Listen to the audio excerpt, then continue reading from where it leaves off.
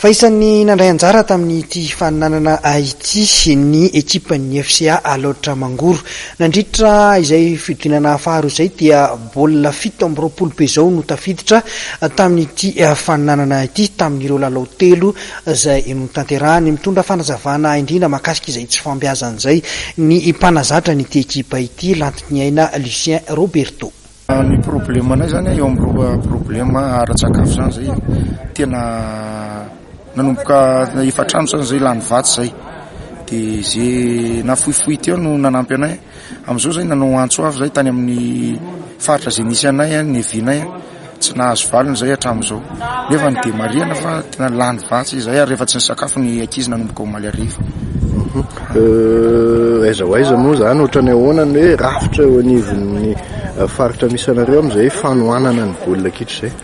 Ny rafitra misy anay amin'io zany aloha tsy de misy hoantena raha ny autorité ao ny région anay zany navy départ no nisy kely voatsirambony tanan'izay no nomeny anay fa ny ankoatran'izay moa zany ny autorité rehetrarehetra tsisy nandray andraikitra mikasika anay.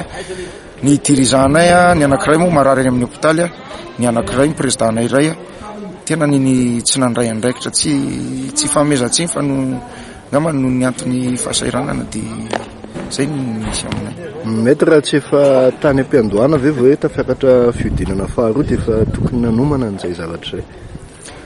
Efa niezaka zany ametraka ny pitsopitson rehetrarehetra zany napitan'ireo dirigeant satria za zany tena amin'ny lafiny teknika moa zany tena misy ana amin'ny club za zany sady président de nefa taty amin'ny délégation zany chef de délégation zany entraîneur zany ray aman-dren'ireo zaza reo tsy feno zany le zay tena tsy feno.